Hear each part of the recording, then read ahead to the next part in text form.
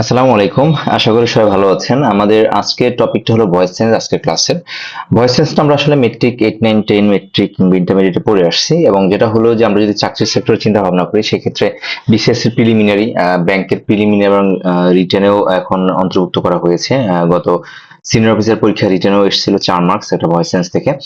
এছাড়া আপনি যে কোনো গ্রেডের জবের পরীক্ষা দেন না কেন, ভয়েস চেঞ্জ থেকে একটা প্রশ্ন থাকেই।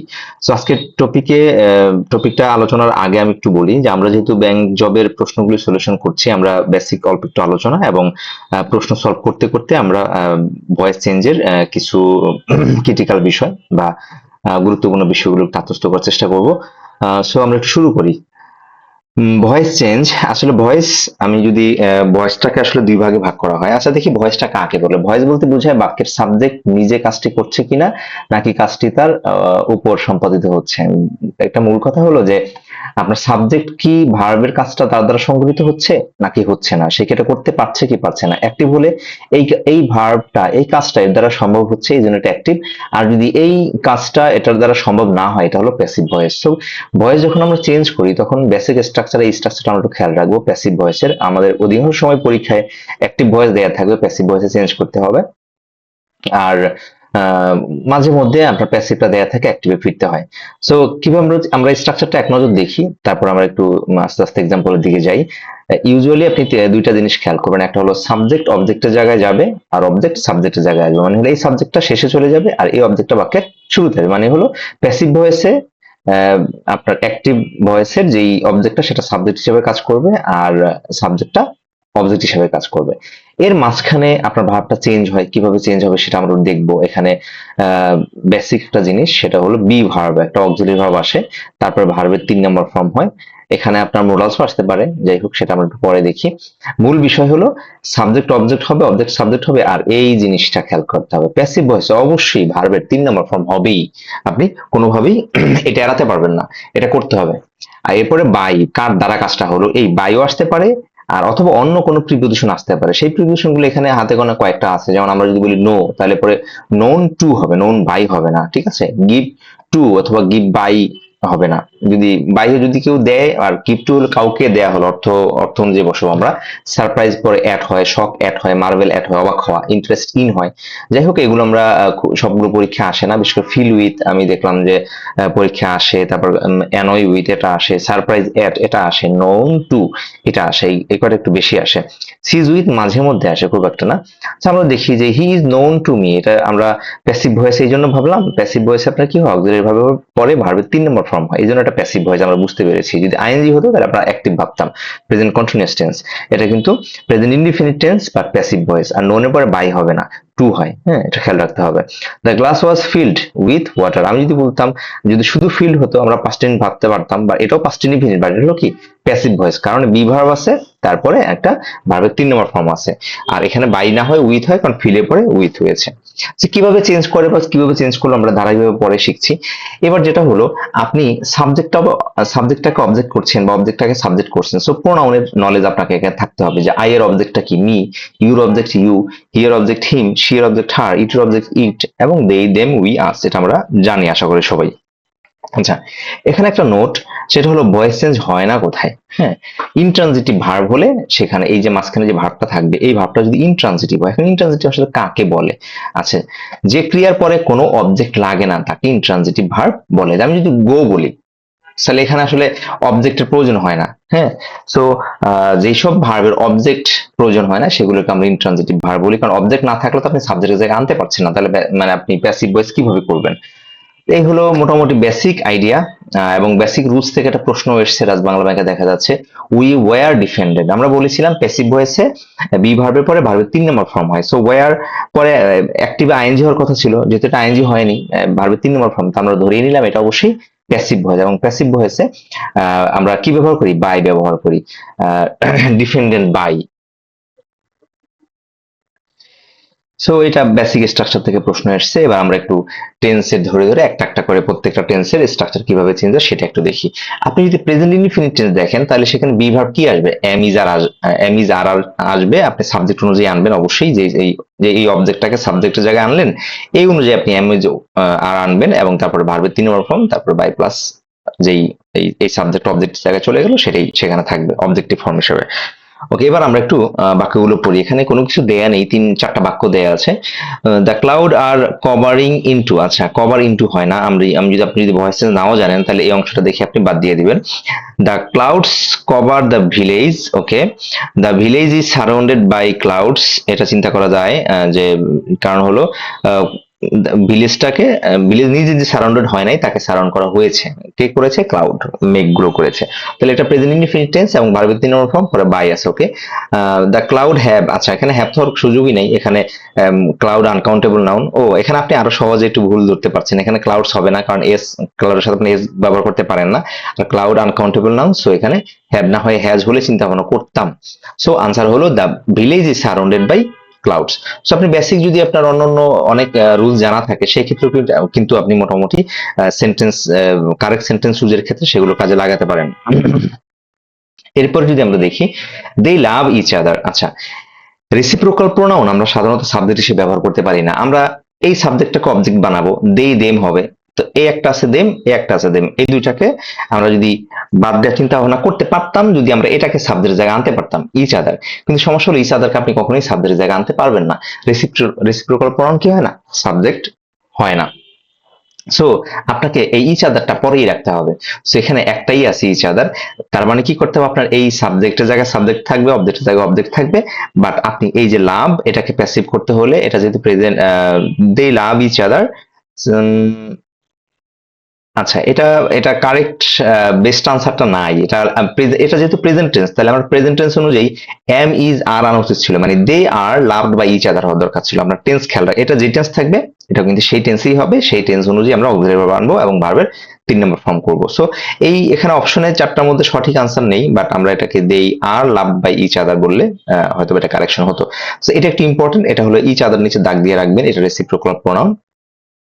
তাই ওকে, আমরা নেক্সট এক্সাম্পলটা একটু দেখি। এখানে he calls me by my nickname, সে আমাকে আমার নাম ধরে ডাকে। আমি এখানে অবজেক্ট হলো মি, এটাকে আমরা সাবজেক্ট করব। সো আই, আমরা এই 3টার মধ্যে আই আছে। তারপরে কলস যেহেতু প্রেজেন্ট টেন্স, তাহলে এম ইজ আর আমরা কিছু একটা আনবো। আই যেহেতু এম চাই, তাহলে এই দুটোর মধ্যে যেকোনো একটা হবে। এখন তারপরে ভার্বের 3 নম্বর ফর্ম আমরা আনলাম আই এম কল্ড। এখানে বাই হিম আবার বাই মাই নিকনেম দুইটা ডাবল প্রোনাউন হয়ে যাচ্ছে এবং বাক্যটা স্বাভাবিক স্ট্রাকচারে অসঙ্গতি মনে হচ্ছে, সেই জন্য আমরা কি ব্যবহার করবো? I am called by my nickname, এই বাই হিমটা আমরা তুলে ফেলবো সেন্টেন্সের স্ট্রাকচার ঠিক রাখার জন্য। ঠিক আছে, I am called by my nickname, আমাকে আমার নাম ধরে ডাকা হয়েছিল। আর বাকি কে ডেকেছিল? সে ডেকেছিল, সেটা এখানে যদি উল্লেখ করেন সেটা বাক্যের স্ট্রাকচার ঠিক থাকে না। তারপর যদি আমরা যাই change the voice, they greet me cheerfully every morning, তাহলে গ্রিট মি, মিটা হলো অবজেক্ট, এটা সাবজেক্টের জায়গায় আসবে, সাবজেক্ট হবে আই, সো বি এবং সি এর মধ্যে হবে গ্রিট, মানে হলো সংবর্ধনা জানানো বা অভিনন্দন জানানো, অভিবাদন জানানো। সো এটা যদি প্রেজেন্ট টেন্স, তাহলে আমরা এমিজার আনবো। সো প্রেজেন্ট টেন্সে আমরা এমিজার আনলাম, গ্রিট থেকে গ্রিটেড হলো, এই একটাই অ্যান্সার হয়ে গেল, বাকিগুলো আমার না পড়লেও চলবে। তারপর দেখেন when I am alone, I hear the footsteps of my friend in my imagination. Okay, I hear the foot steps, আচ্ছা এটা পুরোটাই হলো মূলত অবজেক্ট। এই যে কি শুনতে পাই? আমার এই যে my that the foot steps of my friend, আমার বন্ধুর পদধ্বনি, যাই হোক। তো এইটা সাবজেক্ট হবে, এখানে এনএসও অবশ্য সেটাই, the footsteps of my friend, তার মানে একটা জিনিস, এখানে মাই ফ্রেন্ড কি সাবজেক্ট নাকি ফুটস্টেপ সাবজেক্ট, এটাও কিন্তু যেহেতু প্রিপোজিশন দ্বারা যুক্ত হয়েছে, তাই আপনারা মনে রাখবেন প্রিপোজিশন দ্বারা দুইটা নাউন যুক্ত হলে প্রথম নাউনটাকে সাবজেক্ট ধরতে হয়, তার মানে হলো ফুটস্টেপস। তো ফুটস্টেপস যেহেতু বহুবচন, তাহলে হেয়ার যেহেতু প্রেজেন্ট টেন্স, তাহলে আমরা ফুটস্টেপস আমরা আর আনবো। সো এই দেখেন এখানে একটা আছে, একটাই আর আছে, the footsteps of my friend are heard by me when I am alone। তো বাকিগুলো আনসার আমরা দেখতে হচ্ছে না, আমরা টেন্স অনুযায়ী এমিজার আনলাম আর হেয়ারের 3 নম্বর ফর্ম হার্ড, তারপর বাকি অংশ বসিয়ে দিলাম। তো এটাও মোটামুটি আমরা এটার মধ্যে একটা বিষয় নতুন জানলাম, সেটা হলো যে প্রিপোজিশন দ্বারা দুইটা নাউন যুক্ত হলে প্রথম নাউনটাকেই সাধারণত সাবজেক্ট ধরা হয়, দুইটা না, আপনি যদি 5টা-10টা প্রিপোজিশন দ্বারা নাউন যুক্ত করেন তাহলে প্রথম নাউনটাকে আপনি সাবজেক্ট ধরবেন। আপনি যখন সাবজেক্ট ভাবে এগ্রিমেন্ট পড়বেন তখন অবশ্যই এই জিনিসটা আপনার কাজে লাগবে। তারপরে দেখেন প্যাসিভ ভয়েস, নান লাইকস হিম, তাহলে হি এটা সাবজেক্ট হয়ে যাবে, হি শব্দতে আছে, ওকে বুঝলাম। লাইকস হলো প্রেজেন্ট ইনফিনিট টেন্স, তার মানে এম ইজ আর ওয়াজ আর আমার কিছু একটা আনতে হবে। তা আমরা দেখি হি ইজ এবং হি ইজ, তাহলে হি ইজ আনলাম, লাইকের পরিবর্তে লাইকড আনলাম, আর বাই তারপর নান, এখানে আছে সাবজেক্ট, এখানে সাবজেক্ট হয়ে যাবে হি ইজ লাইকড বাই নান। তার মানে হলো অবজেক্ট সাবজেক্ট হয়ে গেল, সাবজেক্ট অবজেক্ট হয়ে গেল, আর টেন্স অনুযায়ী আমরা এম ইজ আর বি ভার্বের সাথে ভি থ্রি এনে তারপরে বাই বা অ্যাট বা টু যেটাই আনি সেটা আমরা খেয়াল করব, বাট এই ম্যাক্সিমামটা আমরা বাই ব্যবহার করব। তারপরে দেখি they dash at this at his failure in the competition, মানে কম্পিটিশনে তার অকৃতকার্য হওয়া দেখে সবাই শকড হয়েছিল। দেই তাহলে তারা, তাদেরকে শক করা হয়েছে, কে করেছে? এই হিজ ফেইলিওর, তার ব্যর্থতা। তাহলে প্যাসিভ ভয়েস হবে। তাহলে এই যে হ্যাডের পরে বিন আছে, এটা কিন্তু অল শকড। ওকে, এই এখন আপনি কি পাস্ট পারফেক্ট ব্যবহার করবেন নাকি পাস্ট ইনডিফিনিট করবেন, এখানে কিন্তু অনেক, এখানে কিন্তু কোনো কিছু উল্লেখ নাই, মানে আপনার টেন্সের যেই কোনো ইঙ্গিত থাকে ago, yesterday, last night, last month, এই যে কিছু নাই, তো সাধারণত আপনি সেটাকে প্রেজেন্ট ইনডিফিনিট মানে ইনডিফিনিট টেন্স ব্যবহার করার চেষ্টা করবেন, বাট এখানে কোনো প্রেজেন্ট ইনডিফিনিট নাই অথবা প্রেজেন্ট পারফেক্ট টেন্স নাই, সো আমরা পাস্ট ইনডিফিনিট টেন্সে ব্যবহার করব। সো আমরা দে ওয়্যার, এটা ঠিক আছে, দে ওয়্যার ঠিক আছে, এবং ওয়্যার এর পরে আপনার এখানে কি আছে 3 নম্বর ফর্ম, এবং এখানেও 3 নম্বর ফর্ম ঠিক আছে। এখন সমস্যা হলো শকটের পরেই প্রিপোজিশন, তার মানে প্রিপোজিশনতে তাকাতে হবে। আপনি কি they were all shocked at his failure, আপনি যেটা বলেন they were shocked at all, at all মানে মানে আপনার আবার আদৌ হয়ে যায়, অর্থ বদলে যায় একদম, এটা অর্থ হয় না, ঠিক আছে। এই জন্য দে আর অল বা দে ওয়্যার অল শকড, তারা সবাই অবাক হয়েছিল at his failure in the competition, এই প্রতিযোগিতা তার ব্যর্থতা দেখে। তারপরে আমরা একটু দেখি the passive form of the sentence manners reveal character, so এটা সাবজেক্ট হয়ে যাবে।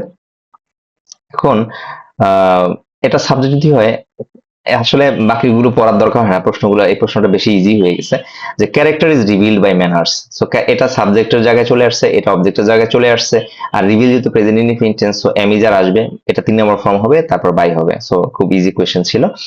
তারপর যে আমরা দেখি কনস্ট্রাকশন অজার্স, এটা এক ধরনের যে ড্রিল করার মেশিন আর কি, যাই হোক।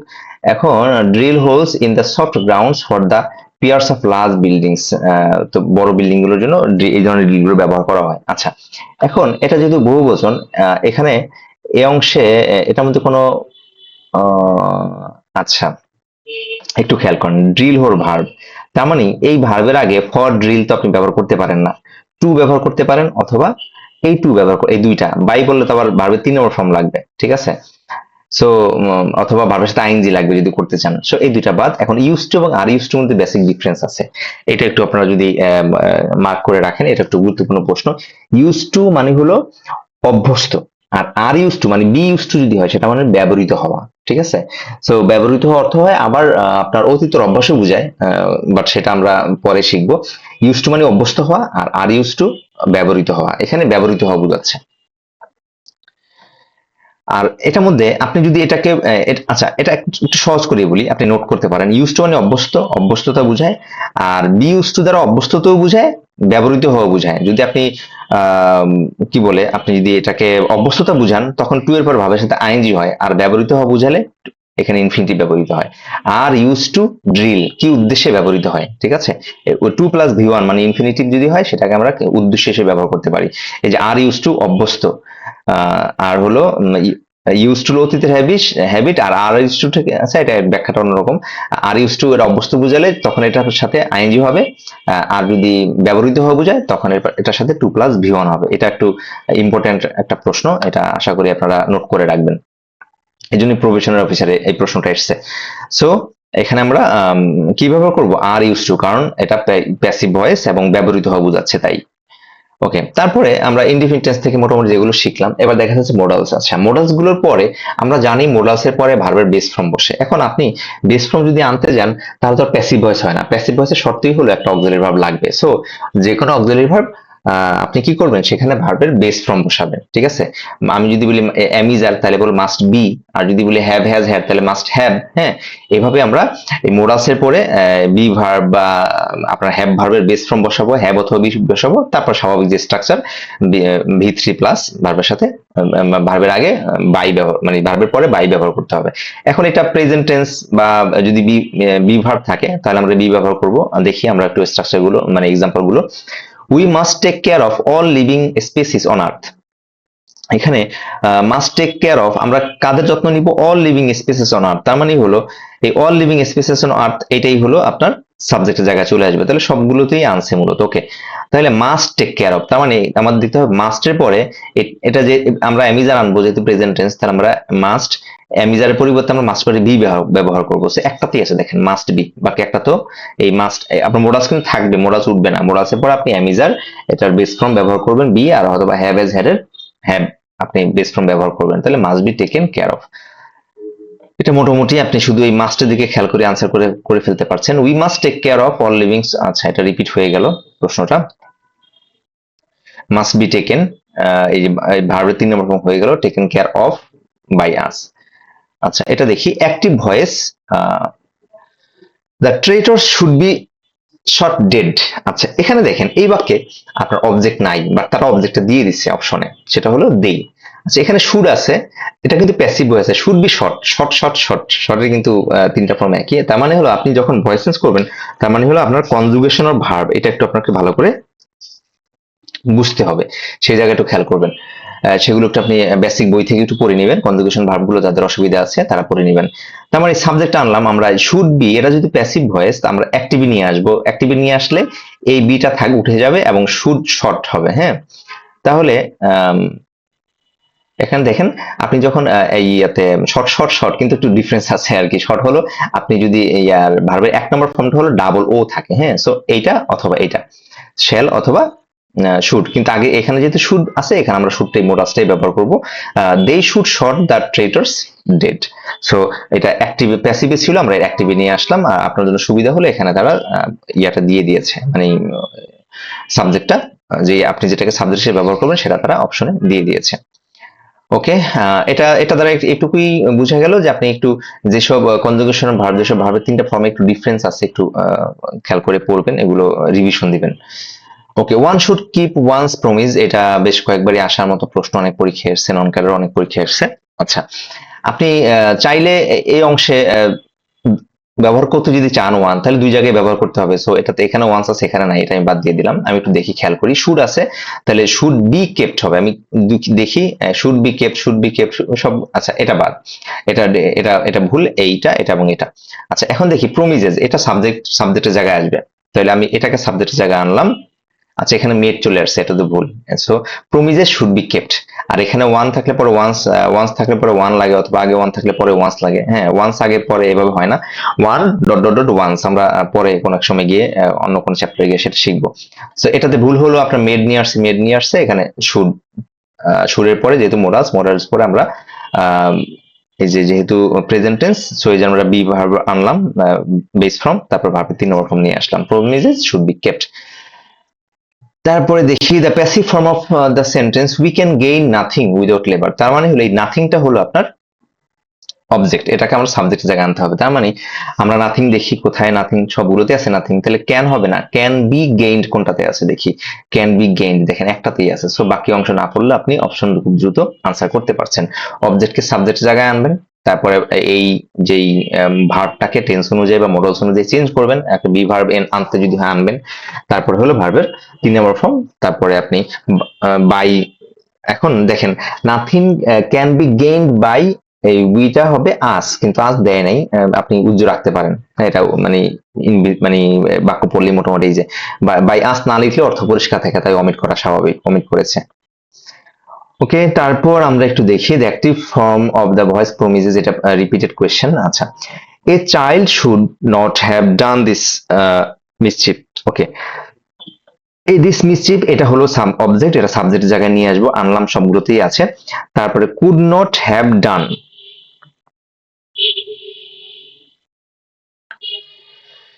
আচ্ছা এটা হলো পারফেক্ট টেন্স।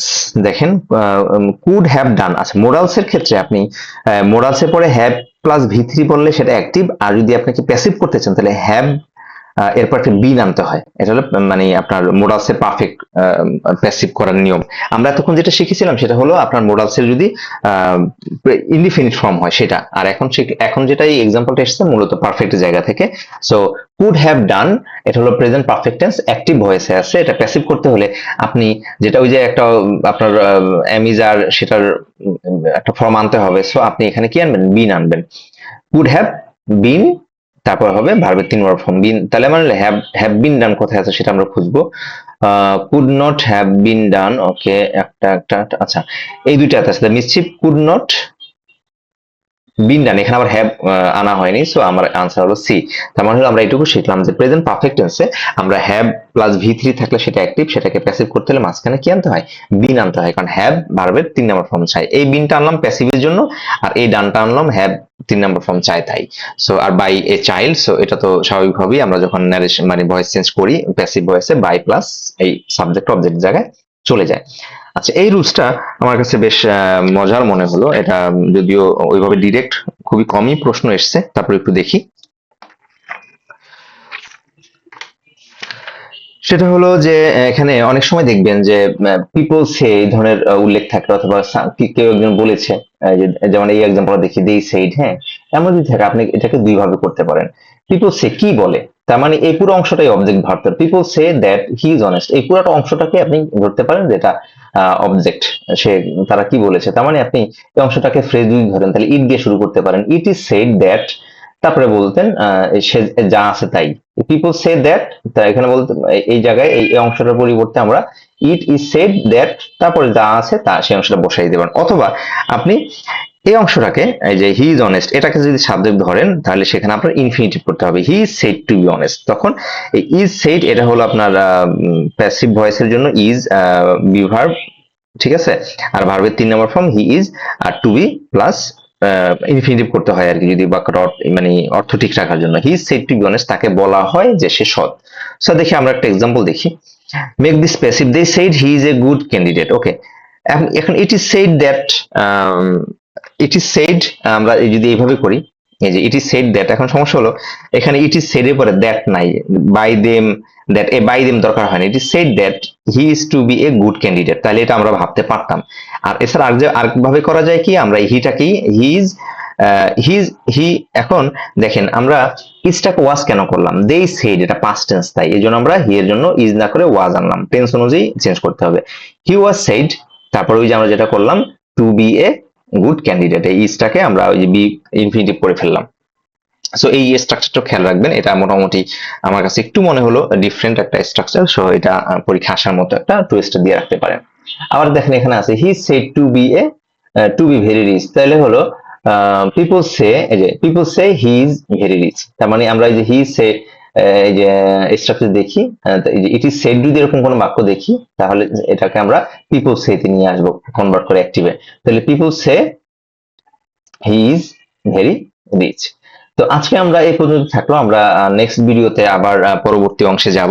তার মানে হলো অ্যাক্টিভ এবং প্যাসিভ ভয়েসের বেসিক জিনিস হলো সাবজেক্টকে অবজেক্টের জায়গায় নিতে হয়, অবজেক্টকে সাবজেক্টের জায়গায় নিতে হয়, এবং বি ভার্ব প্লাস ভি3 হবে, এরপরে বাইও আসতে পারে, টু আসতে পারে, এটা উইথও আসতে পারে, এটা আমরা ওই ভার্বটা অনুযায়ী যা চাই প্রিপোজিশন আমরা সেভাবে ব্যবহার করবো, বাট আমরা ম্যাক্সিমাম টাইমে বাই দিয়েই করব। আর সেই ক্ষেত্রে যে কোনগুলো পরে টু হয় সেগুলো একটু আমরা রিভিশন দিব। আর বিশেষ করে আপনারা যেটা করবেন সেটা হলো যে কনজুগেশন অফ ভার্ব, এটা একটু পড়ে নেবেন, রিভিশন দিয়ে নেবেন যে কোনো বই থেকে, এটা ইন্টারমিডিয়েট বই থেকে দেখতে পারেন, পিসি দেশের বই থেকে দেখতে পারেন, এবং হলো প্রোনাউনের যেই ছকটা দেখে নেবেন, সাবজেক্ট এবং অবজেক্টের ছকটা কারো যদি অসুবিধা থাকে সেটা দেখে নেবেন। সো আজকের ক্লাস এই পর্যন্তই, নেক্সট ক্লাস দেখার আমন্ত্রণ রইল। আল্লাহ হাফেজ।